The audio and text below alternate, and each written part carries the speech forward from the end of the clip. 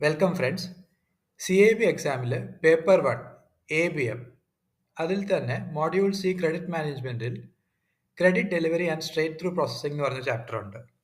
ഇതിലെ ഡോക്യുമെൻറ്റേഷൻ എന്നൊരു ടോപ്പിക്കിനെ പറ്റിയാണ് ഇന്നത്തെ പോഡ്കാസ്റ്റ്. കേൾക്കാം.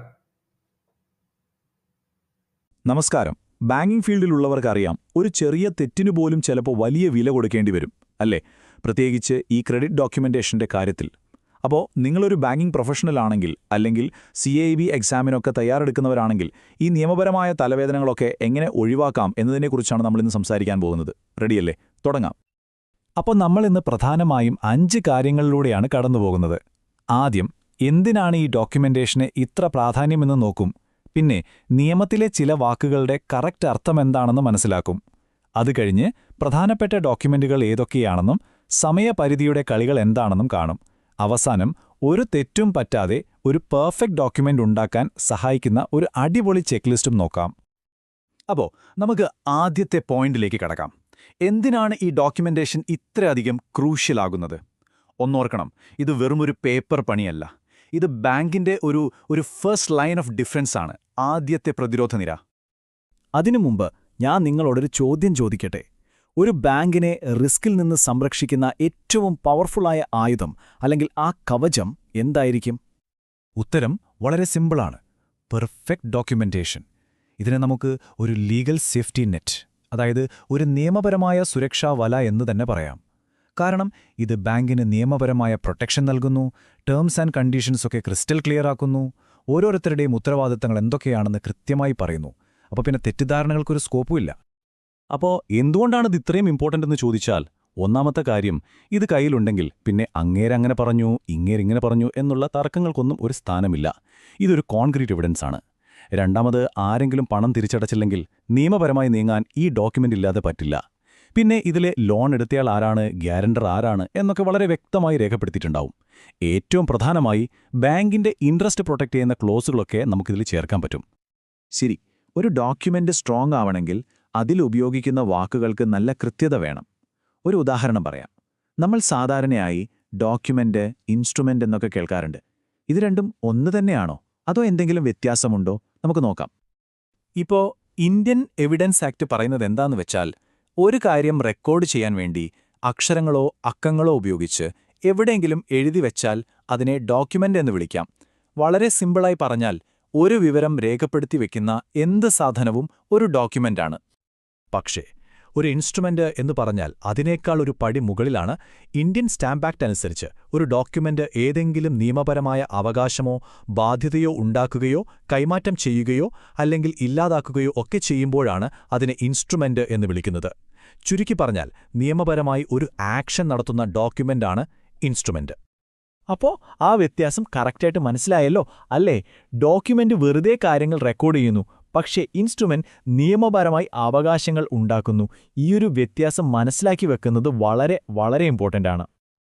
ഓക്കെ, അപ്പോൾ ഈ ലീഗൽ വാക്കുകളൊക്കെ നമ്മൾക്കിപ്പോൾ ക്ലിയറായി. ഇനി നമുക്ക് ഒരു ക്രെഡിറ്റ് ഓഫീസറുടെ കയ്യിലുണ്ടാവേണ്ട 4 പ്രധാനപ്പെട്ട ടൂൾസിനെ അല്ലെങ്കിൽ ആയുധങ്ങളെ പരിചയപ്പെടാം. ഈ 4 തരം ഡോക്യുമെന്റുകളാണ് ശരിക്കും പറഞ്ഞാൽ ക്രെഡിറ്റ് സെക്യൂരിറ്റിയുടെ ഒരു നട്ടെല്ല്. അവ ഏതൊക്കെയാണെന്ന് നോക്കാം. 1. പേഴ്സണൽ, അതായത് വ്യക്തിപരമായ ഉറപ്പ് നൽകുന്നത്. 2. പ്രൈമറി, അതായത് ലോൺ എടുത്ത ആസ്തിക്ക് മുകളിലുള്ള ഈട്. 3. കൊളാട്രൽ എന്ന് വെച്ചാൽ നമ്മൾ കൊടുക്കുന്ന അഡീഷണൽ സെക്യൂരിറ്റി. 4. ടാഞ്ചിബിൾ, അതായത് സ്വർണം പോലെയുള്ള നമുക്ക് തൊട്ടറിയാൻ പറ്റുന്ന വസ്തുക്കളുടെ ഈട്. ഇതിൽ ഓരോന്നിനും അതിൻ്റേതായ ഒരു റോളുണ്ട്. ഇതിലെ 2 പ്രധാനപ്പെട്ട കോൺസെപ്റ്റുകൾ നമുക്കൊന്ന് താരതമ്യം ചെയ്തു നോക്കാം. 1. പേഴ്സണൽ ലയബിലിറ്റി ഡോക്യുമെന്റുകൾ. ഇതൊരു വ്യക്തിയെ ആ ലോണിന് പേഴ്സണലായിട്ട് ഉത്തരവാദിയാക്കുന്നു. നേരെ മറിച്ച് ചാർജ് ക്രിയേറ്റിംഗ് ഡോക്യുമെന്റുകൾ ഒരു പ്രത്യേക വസ്തുവിന്മേൽ, ഒരു പ്രോപ്പർട്ടിക്ക് മേൽ ബാങ്കിന് അവകാശം കൊടുക്കുന്നു. അപ്പോൾ ഒന്ന് ആളുടെ വാഗ്ദാനമാണ്, മറ്റേത് വസ്തുവിലുള്ള ഉറപ്പാണ്. ശരി, ഇനി നമ്മൾ വളരെ സീരിയസ് ആയൊരു വിഷയത്തിലേക്കാണ് വരുന്നത്. ഒരുപക്ഷേ ഏറ്റവും കൂടുതൽ ശ്രദ്ധ വേണ്ട ഒരു ഏരിയ, നിയമപരമായ സമയപരിധി അഥവാ ലോ ഓഫ് ലിമിറ്റേഷൻ. ഇത് വളരെ വളരെ ശ്രദ്ധയോടെ കൈകാര്യം ചെയ്യേണ്ട ഒന്നാണ്.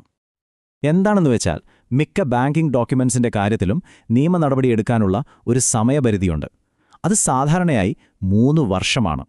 ഈ 3 വർഷം കഴിഞ്ഞാൽ പിന്നെ കാര്യങ്ങൾ കഴിവിട്ടു പോകും. ഇതൊന്ന് ശ്രദ്ധിക്കൂ. ആദ്യം ലോൺ ഡോക്യുമെന്റ്സൊക്കെ കറക്റ്റായി സൈൻ ചെയ്യുന്നു. ആ നിമിഷം മുതൽ ആ 3 വർഷത്തെ ക്ലോക്ക് ടിക്ക് ചെയ്യാൻ തുടങ്ങും. 3 വർഷം കഴിഞ്ഞാൽ ആ ഡോക്യുമെന്റ് ടൈം ബാർഡായി എന്ന് പറയും. അതിന്റെ അർത്ഥമെന്താ?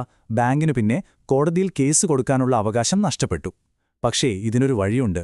കാലാവധി തീരുന്നതിനു മുമ്പ് ഒരു പുതിയ ഡോക്യുമെന്റ് വാങ്ങിയാൽ ആ ക്ലോക്ക് നമുക്ക് റീസ്റ്റാർട്ട് ചെയ്യാം. അപ്പോൾ ഈ സമയപരിധിയുടെ പ്രശ്നമൊന്നും വരാതിരിക്കാൻ എന്തു വേണം? തുടക്കത്തിൽ തന്നെ ഡോക്യുമെന്റ് പെർഫെക്റ്റ് ആയിരിക്കണം, ഒരു തെറ്റും വരുത്തരുത്. അതിനുവേണ്ടിയുള്ള ഒരു മാസ്റ്റർ ചെക്ക് ലിസ്റ്റിലേക്കാണ് നമ്മളിനി പോകുന്നത്.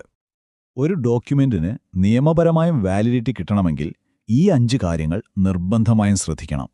ഒന്നാമത്തത് പേര്. ബോറോവറുകളുടെയും ഗ്യാരണ്ടറുടെയും പേരുകൾ ഒരക്ഷരം പോലും തെറ്റാതെ എഴുതണം. 2. വായ്പയുടെ ഉദ്ദേശം. എന്തിനാണ് ലോണെന്നുള്ളത് വ്യക്തമായി പറയണം. 3. Stamp duty. ഓരോ സംസ്ഥാനത്തെയും നിയമമനുസരിച്ച് ആവശ്യമായ സ്റ്റാമ്പ് പതിച്ചിരിക്കണം. 4. നിയമസാധുത. അതായത് ലിമിറ്റേഷൻ പീരീഡ് പോലുള്ള നിയമങ്ങളൊക്കെ പാലിച്ചിട്ടുണ്ടാവണം. 5. ഈടിന്റെ വിവരണം. അതായത് സെക്യൂരിറ്റി എന്താണെന്ന് പിന്നീട് ആർക്കും തിരിച്ചറിയാൻ പറ്റുന്ന രീതിയിൽ ക്ലിയറായി എഴുതണം. ഒന്നോർത്തോളൂ, ഇതിൽ ഏതെങ്കിലും ഒന്നിൽ ഒരു ചെറിയ പിഴവ് വന്നാൽ മതി മൊത്തം കാര്യങ്ങളും കുഴപ്പത്തിലാകാൻ. തീർന്നില്ല, ഇനിയുമുണ്ട്. പണം കൈമാറിയതിന്റെ ഡീറ്റെയിൽസ്, തിരിച്ചടവ് എങ്ങനെയായിരിക്കണമെന്നുള്ള ടേംസ്, ഇതൊക്കെ ക്ലിയർ ആയിരിക്കണം. പിന്നെ ഏറ്റവും പ്രധാനപ്പെട്ട ഒരു കാര്യം, ഒരിക്കലും ബ്ലാങ്ക് സ്പേസ് ഇട്ട് ഡോക്യുമെന്റ് സൈൻ ചെയ്യാൻ കൊടുക്കരുത്. എല്ലാം ഫില്ല് ചെയ്ത ശേഷമേ സൈൻ വാങ്ങാവൂ. അതുപോലെ ഒപ്പിടുന്നത് ആരുടെയും നിർബന്ധത്തിന് വഴങ്ങിയല്ല, സ്വന്തം ഇഷ്ടപ്രകാരമാണെന്ന് ഉറപ്പുവരുത്തേണ്ടതും വളരെ അത്യാവശ്യമാണ്. അപ്പോൾ എപ്പോഴും ഒരു സംശയം വരാം, ഏത് ഡോക്യുമെന്റാണ് നമ്മൾ ഉപയോഗിക്കേണ്ടത്? അത് പ്രധാനമായും 3 കാര്യങ്ങളെ ആശ്രയിച്ചിരിക്കും. 1. ആരാണ് ലോൺ എടുക്കുന്നത്? ഒരു വ്യക്തിയാണോ അതോ ഒരു കമ്പനിയാണോ? രണ്ടും 2 തരം ഡോക്യുമെന്റാണ്. 2. എന്താണ് സെക്യൂരിറ്റി? ഒരു വീടാണോ അതോ സ്വർണമാണോ? വീടാണെങ്കിൽ മോർട്ട്ഗേജ് ഡീഡ്, സ്വർണമാണെങ്കിൽ പ്ലെഡ്ജ് എഗ്രിമെന്റ്. അങ്ങനെ മാറും. 3. ഏത് തരം ചാർജാണ് ക്രിയേറ്റ് ചെയ്യുന്നത്? അപ്പോൾ ഓരോ കേസും യുണീക്കാണ്, അതിനനുസരിച്ച് ഡോക്യുമെന്റും മാറും. ഒരു കാര്യം മാത്രം എപ്പോഴും മനസ്സിൽ വെക്കുക, ഈ പറഞ്ഞ സ്റ്റെപ്പുകൾ ഏതെങ്കിലും ഒരെണ്ണം വിട്ടുപോയാൽ ആ ഡോക്യുമെന്റ് ചിലപ്പോൾ നിയമപരമായി അസാധുവാകാം. എന്നുവെച്ചാൽ കോടതിയിൽ അതൊരു വെറും കടലാസിന്റെ വില പോലും കാണില്ല. അത്രയ്ക്ക് സീരിയസ് ആണ് ഈ വിഷയം. ഓക്കെ, അപ്പോൾ നമ്മൾ ഇത്രയും നേരം പറഞ്ഞ കാര്യങ്ങൾ പെട്ടെന്നൊന്ന് റീക്യാപ്പ് ചെയ്യാം.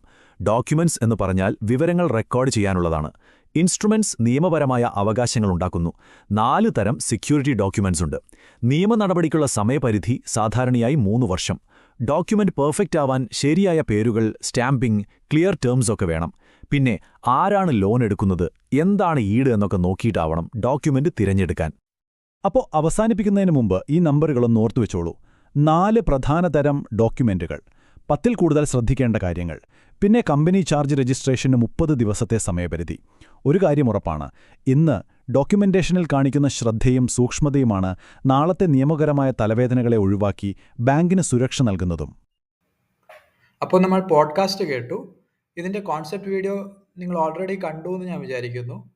നെക്സ്റ്റ് ചെയ്യേണ്ടത് ഈ ടോപ്പിക് ബേസ്ഡ് കുറച്ച് MCQസും കേസ് സ്റ്റഡീസും പ്രാക്ടീസ് ചെയ്യുക എന്നുള്ളതാണ്. നമ്മുടെ നെക്സ്റ്റ് വീഡിയോയിൽ അതായിരിക്കും ഡിസ്കഷൻ.